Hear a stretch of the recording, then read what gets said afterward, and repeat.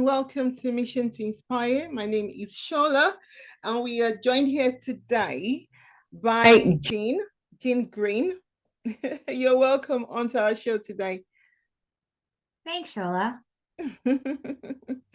Well, I'm going to leave it to her to actually introduce herself properly, but we'll be talking about transforming relationships today because she's an expert and a coach in that area.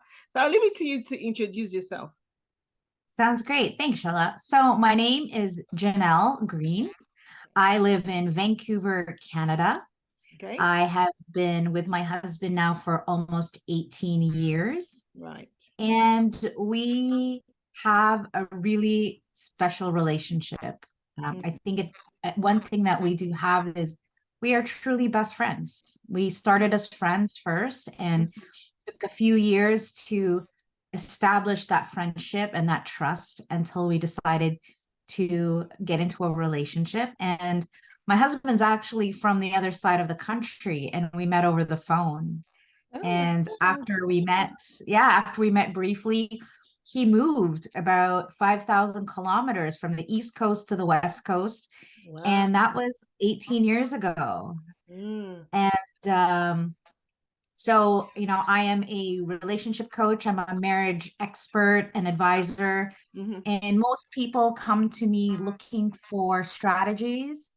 Yeah. A lot of times people go to counselors and therapists and they're able to talk about the problems, but they don't actually provide a solution. And so that's what I do with my clients. And I help them not just deal with the symptoms of a relationship that doesn't work, but really the underlying issues, which often have to do with trauma, ego, old belief systems, insecurity, triggers, our parents, society.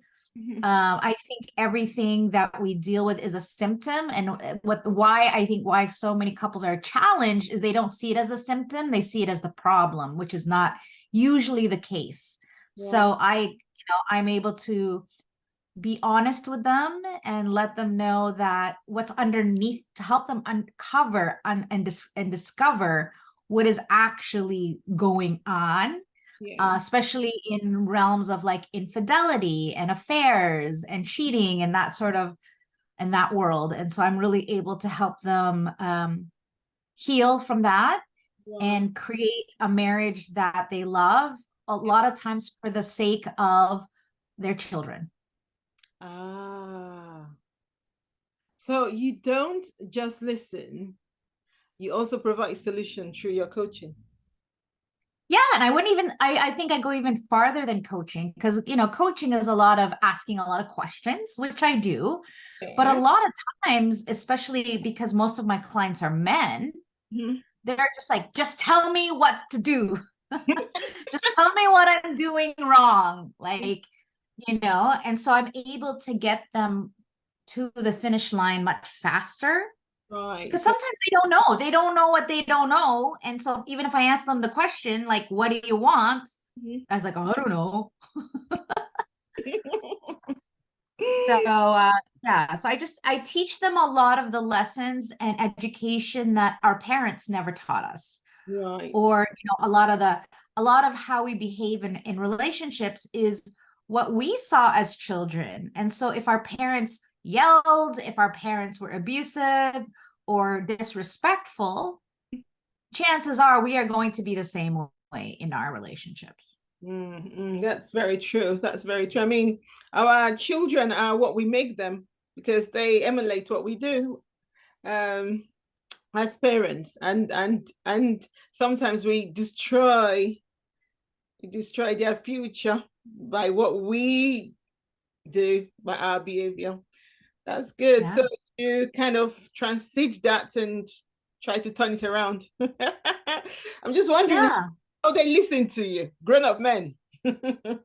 Yeah, my background is corporate sales. Yeah. And so I think it's just the way that I communicate in a very distinct way really resonates for men. And I have a soft spot for men, and I understand how to explain things in ways And a lot of times it's like giving them an analogy, Okay. right? So I say, imagine Mhm.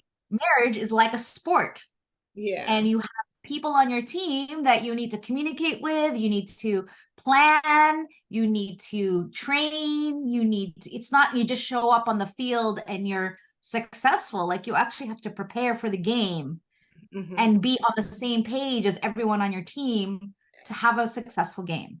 Things Thank like that. you. Thank you for clarifying and introducing yourself so we know you now. How can we contact you if we want to contact you? I'd like to just quickly go through that before we go into the interviews. Yeah, I can be reached at Okay. saveourmarriage.ca. Mhm. And I coach both singles as well as couples, depending on, because some people come to me and, maybe their partner has cheated on them, maybe they don't want to be in their marriage anymore, and they're trying to figure out, how do I do this without destroying the entire family? How do I communicate that? How do I not deal with guilt around that? So every client is a little bit different. Okay. But when why I became a coach, was a relationship coach specifically, was because I'd gone through my own experience of divorce, Right. and it was the time that I asked myself, like, what is it about me that I have these unsuccessful relationships? And what I saw was that when I was 9, Mhm. my dad had an affair, and my parents were very happy, but my dad had an affair, and it really affected me as a child, affected the way I thought about men, affected my feelings of safety and trust. And so I could see why these relationships were not going well, is because I hadn't healed the trauma from my dad. Okay. So you can resonate with it. So it was easier for you to go into that, and then you can help people through how you've helped yourself. Exactly. I'm going to ask you five this or that questions, is our tradition. Um, they're very short. There are five of them. So I'm just going to start now. The first one is traditional romance or spontaneous adventures? Both.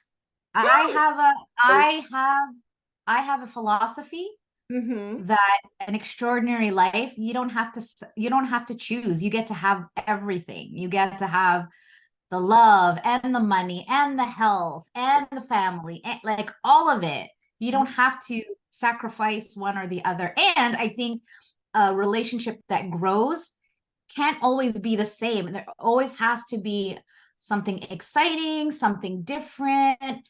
And so, yeah, me and my husband are quite traditional, but when we have those spurts of spontaneity, right? And so I wouldn't say that we are one or the other. I think we're all of it. And that's what makes it really great, is that you're open to change and being different and trying new things all the time. You do both traditional and spontaneous. That's interesting. Okay.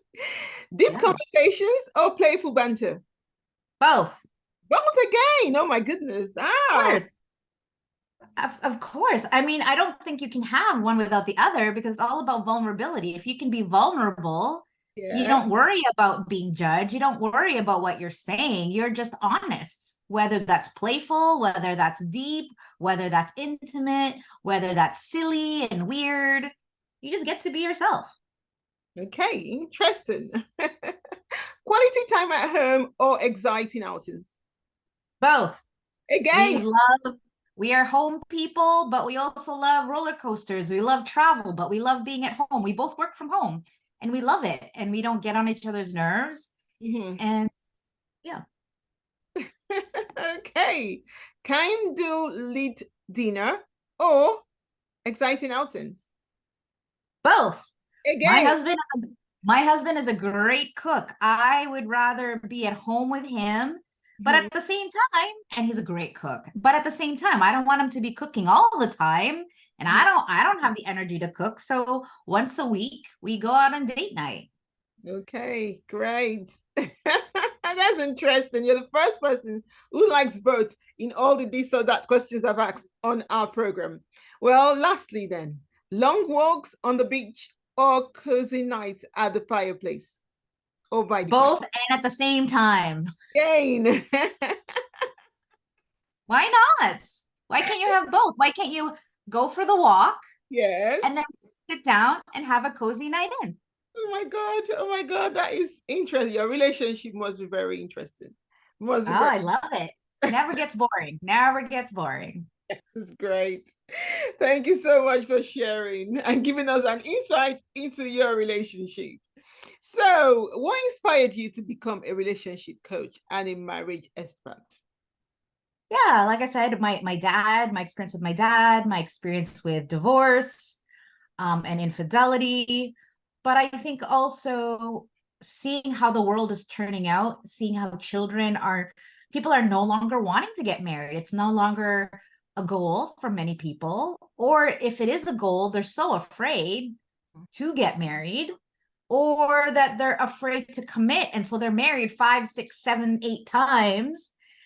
And meanwhile, these children that are caught in the middle are so confused, Yeah. and they feel abandoned, and there's a lot of trauma that gets created. And I think also having the kind of marriage that I have, and I feel like we've kind of figured out the formula, Right. is something that I like to teach. And I make people realize that, yeah, marriage can be difficult, but it doesn't have to be. I think we make it difficult many times, right? We create arguments where there doesn't need to be an argument. We don't listen when all we need to do is hear the person what they're saying. We don't need to fix them. We don't need to change them. We don't need to give them advice. We just need to listen. So I think a lot of that is things that we just need to learn. So marriage is a long-term learning process, basically. 100%. And grow, and I think learning of each other as well as learning of yourself. Yeah, yeah, yeah. I think you're really right there. But then how do you share, or how then do you coach people who have been through difficulty and challenges in their marriage? I mean, it's going to be difficult because people perceive marriage differently. And from the way you've explained and given us an insight into your marriage, it's a little bit different from the way most people would perceive marriage. I think so. I think that we all want the same thing. I think we all want to be happy. We all want to get along. We Yeah, all don't want to be judged. that's We true. all want to just be accepted the way we are. We want appreciation. Mhm. I don't think we're that different. I think it's that we have so much baggage that we need to let go of that we don't even realize we have. And then we expect our partner Mhm. to read our mind, to do what we want, to be exactly the perfect partner. And they're human and they're dealing with their own stuff. They have their own insecurity. They have their own mommy, daddy trauma. Mhm. They're just human like we do, but we put so much emphasis on them making us happy, but we're not willing to make our own self happy, nor are we willing to give to them. And if we give to them, it's very much okay, I give to you. Now you need to give to me. That's not real love. That's like conditional love. Right. Okay. And I think that's something I learned from my husband is he just loves me without expecting anything back. And that feels really good to just he just loves me because of me. I don't need to look pretty. I don't need to do anything. I'm just to him, I'm awesome and beautiful no matter what. Wow. Thank you for that. Thank you. Can you share a bit about your personal journey, though, including how you overcame your childhood trauma and the infidelity? How did you overcome all that trauma? I think just learning to listen to well, first of all, actually I did a seminar, and Mhm. the seminar was really about how to look within for the answers. Because I think it's so easy for us to blame the Mhm. world, our partner, our parents, Yes. why our life isn't going the way we'd like it to go. And in this course, I really got to take responsibility and ownership for the Mhm. condition of my life, Right. and then figure out how to look at the patterns of my life to see what might actually be the real reason why my life was going that way. And yeah, so, I just discovered that a lot of it had to do with my dad and my dad leaving, and then my dad coming back, and then my dad dying. Like there's so much of that was playing into my ability and other people's ability to fully love, because love takes risk, right? When we open our heart, there is always a chance of rejection. Yes. But at the end of the day, what we're really afraid of is being alone. But yet we do things, we push people away to make sure that we're alone, even though that's the thing we don't want. So it's like a self-sabotage cycle we get into. Yeah, that's true. That's true. That's true. But what do you believe are the biggest challenges couples face today? From your experience? God, we're going to be here forever talking about this, but I would say the top ones is fear and ego. Ego. Okay. I think that we're so afraid to look bad. We're afraid to be judged. And so we always have our walls up, the defensive walls are way up, and we want to stay safe. We don't want to be hurt, but safety and not being hurt is the opposite of love, right, and openness. So I think a lot of us are saying, oh, I don't want to get married, I just want to make money, I don't want to get hurt. But what kind of life is that? That's a boring, lonely, dark, not for me. I would rather love and lose rather than not to love at all. I think I think social media has been a big problem, because it's so easy to not address the issue and just hide behind the phone, hide behind porn, hide behind drugs and alcohol. Like we just do things to numb out instead of addressing the issue. Because again, we're so afraid to get rejected, so we would rather hide.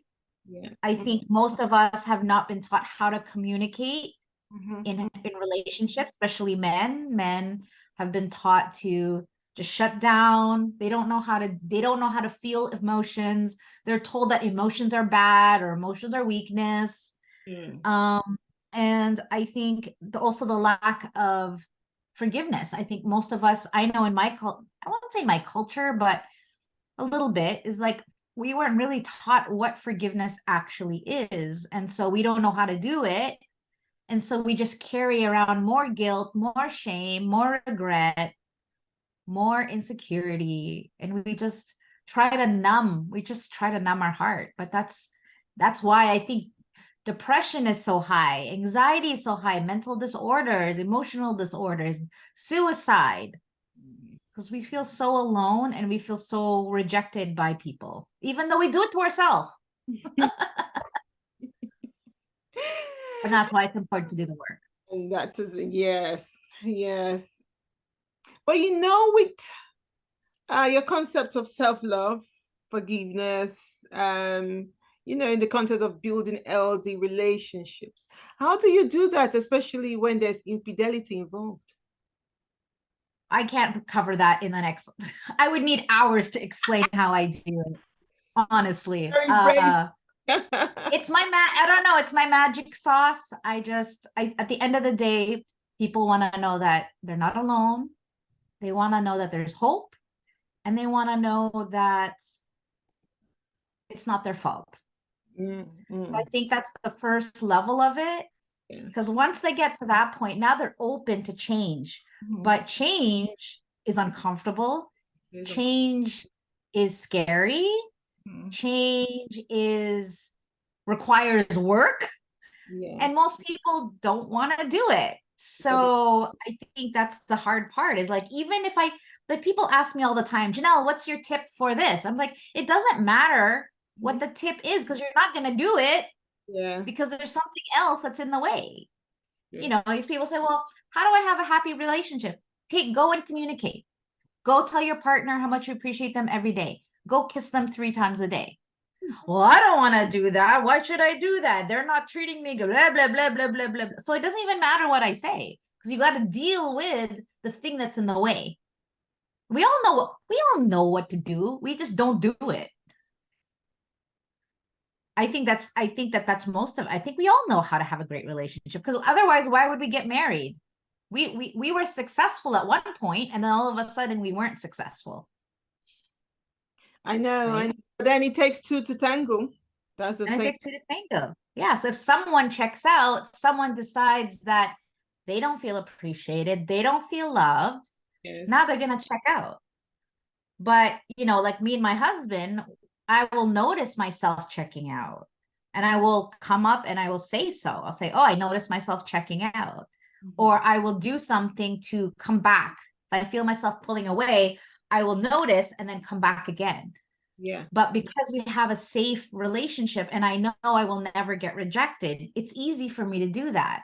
But I think in most relationships, we're afraid to be rejected. We're afraid to say, I love you, and not have I love you come back. Or we're afraid to be vulnerable. Yeah. And then maybe be judged. Wow. I mean, that's a whole lot of thing to digest. But then, when you approach couples, especially to rekindle their best friends dynamic relationship, it's really difficult, isn't it? I mean, there must be impacts on their happiness and fulfillment. How do you do it? What do you do? Sorry, what's the question? The approach of guiding couples to rekindle their best friend relationship dynamic. What impact does it have on their overall happiness and fulfillment? How do you help them to do that? That's a very long answer. But I think at the end of the day, it's just about building trust. You have to address what happened in the past that broke the trust. Then you got to, really reconcile that. Because I think sometimes too is saying I'm sorry isn't enough. Okay. Just saying, oh, I'm sorry I did that. That's not enough. You have to show the change, be your word, have integrity. Yeah. Create promises to show that you're not going to do that again, or that you're different. Yeah. But most people don't do that. And so the trust never gets rebuilt. Right. But there are issues around the infidelity part. That's the thing. Because once someone's been unfaithful, it's really difficult for the other to forgive and then build the trust. And the way we all handle this is different. I mean, some people are very easy to forgive and move on. Some are not. They just hold it on and they just can't forgive. Yeah. Well, if they can't forgive, then they shouldn't be together, because we spend so many years punishing each other. Okay. I say to them, listen, if you cannot forgive, then that's not love, and stop torturing the other person to keep reminding them of the mistake they made 10 years ago. Wow. And there's something to get responsible for, because we don't get married to say, oh, I'm going to get married and then I'm going to cheat on you. No, that happens because someone doesn't feel, I know with my parents, my dad did not feel appreciated. Wow. And my dad was very affectionate, and my mom is like, not right now. And then of course, here's this other woman who's showing him affection, who wants to spend time with him. Right. So there's not like it's someone's fault, but there's something to get responsible for. Yeah. Because had he felt appreciated, that would have never happened. True. That's true. But also for him, I'm saying him because it's mostly men. Yeah. But for him, it's, why do I feel unappreciated? A lot of times it has nothing to do with the woman. Sometimes it's their parents. Okay. Maybe they had, their father left them when there was a divorce at a very young age. The father left. Now he feels unworthy. He doesn't feel love. Again, he puts up the walls. So even if his wife is wanting to connect with him, he doesn't love himself enough to be open to being loved. And now everybody's a little bit different, but I would say that's the most common. I would say 90% of the couples I work with, that's it. So once they can see that, it actually, I have a couple right now. It took 3 weeks to turn it around. Wow. 3 weeks. Wow. And not like from like minus negative 100 to 100, but I'm saying from minus 100 to maybe like 5 out of 10. Okay. Where it's like from I hate you, like la la la, to okay, you know what? Let's work together. Wow. Wow. So yeah, it doesn't take long if they're committed. They're coming in. Wow. Thank you so much for that. Do you have any inspirational advice for anyone going through relationship breakdown and might want to come back together? Take responsibility. Own your part, because it's so easy to blame, and that's what we do, and it doesn't get us anywhere. It doesn't make us happier, and then we jump from one relationship to another thinking that it's better on the other side. But unless we heal what there is to heal for us, we're just going to attract the same partner, just a different face. Wow. Wow. Right? And I see it every single time. I saw it in my life. My clients have seen it in their life. When I help them look back, they see, oh yeah, same problem, different person. So this is why people get married 5, 6, 7 times, because they think it's not them. They think it's out there, but the problem, not the problem, but the source is here. Thank you so much for joining us today.